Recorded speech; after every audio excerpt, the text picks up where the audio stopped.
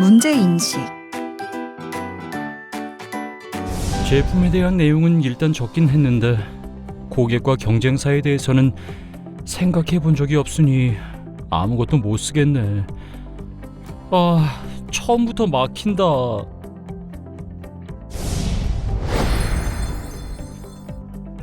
문제인식 단계는 아이템을 개발하는 데 있어 고객 기반, 경쟁자 기반, 차별성 등의 차원에서 인지하고 있는 해결 요소가 무엇인지 파악한 단계입니다. 성공적인 창업을 위해서는 영업이익을 높여야 하는데 이를 위해서는 많은 매출이 필요합니다. 매출을 높이기 위해서는 고객 수를 늘리든지 가격을 높여야 하는데요. 아무래도 가격은 높이는 데 한계가 있기 때문에 제품을 구매할 고객을 잘 파악하고 경쟁사와 차별화될 수 있는 요소를 찾아 고객 수를 확보하는 것이 중요한 것이죠. 그럼 지금부터 세부 항목 작성 방법에 대해서 하나씩 살펴보도록 하겠습니다. 제품 서비스에 대한 해결 과제 관점에서는 지원 제품을 개발해야 하는 핵심 기능과 목표 성능 등에 대하여 상세히 작성하고 이를 기반으로 필요한 요소와 부족한 부분을 작성하는데 이때 표나 그림으로 과정을 상세하게 설명하면 좋습니다.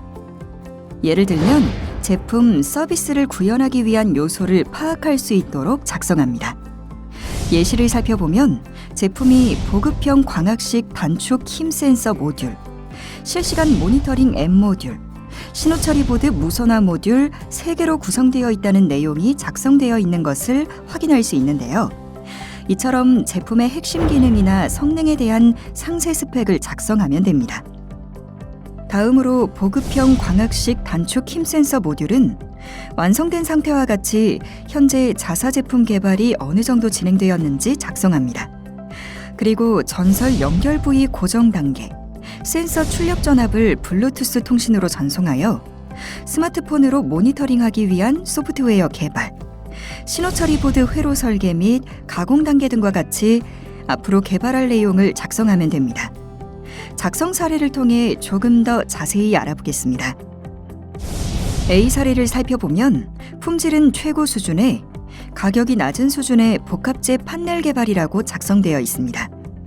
여기에서 품질을 최고로 한다는 표현은 막연하므로 품질을 측정하는 항목이나 측정 결과에 의해서 고객이 느끼는 혜택 등의 내용으로 작성하는 것이 좋습니다.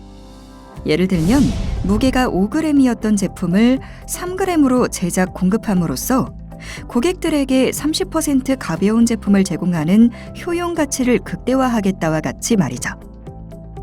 다음으로 B 사례를 살펴보면 단계별로 제품 개발 계획이 있으나 지속적인 개발과 제품 고도화에 따른 비용 부담으로 진행이 매우 느림이라고 작성되어 있습니다. 이 부분은 제품 전체에 대한 간단한 설명과 제품의 구성 요소 등의 구체적인 설명을 작성하는 것이 좋습니다. 고객의 니즈에 대한 개선 과제는 고객의 니즈 및 해당 분야 전문가 등에서 개선을 요구하는 문제점 등을 작성합니다. 지원 제품에서 개발하고자 하는 기능이나 목표 성능들은 고객들의 니즈를 해결하기 위해 제공하는 혜택 관점에서 작성하는 것이 좋습니다. 예를 들면 목표 고객을 작성한 뒤 목표 고객의 문제점이나 새로운 가치를 작성합니다. 이때 객관적인 근거가 함께 제시되어야 합니다. 작성 예시를 살펴보면 1차 진입 목표 고객은 착용형 로봇 제작 업체이고 착용형 로봇에 부착할 힘 센서는 현재보다 생산 공정을 줄이고 이를 통해 인건비를 줄일 수 있는 제품이 필요합니다.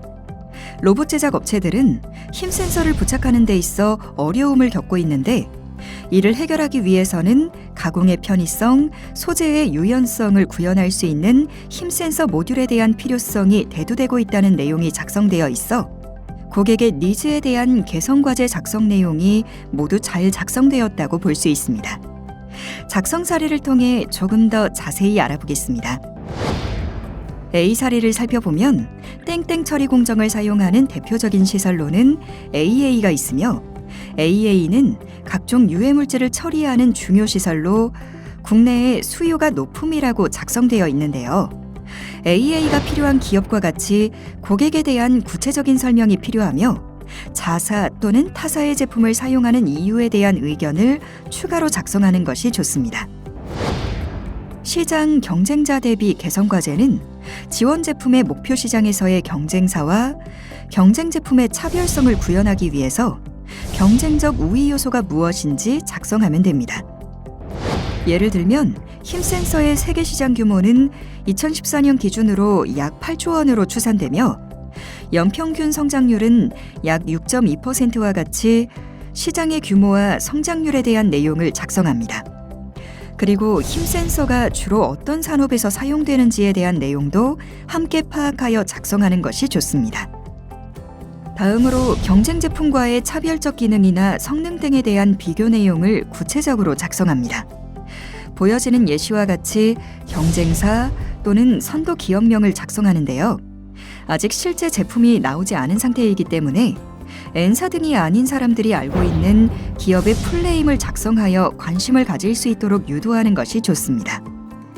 경쟁사를 제시했으면 경쟁 제품과 우리 제품의 차별적 기능과 성능에 대한 내용을 작성하는 것이 중요한데요.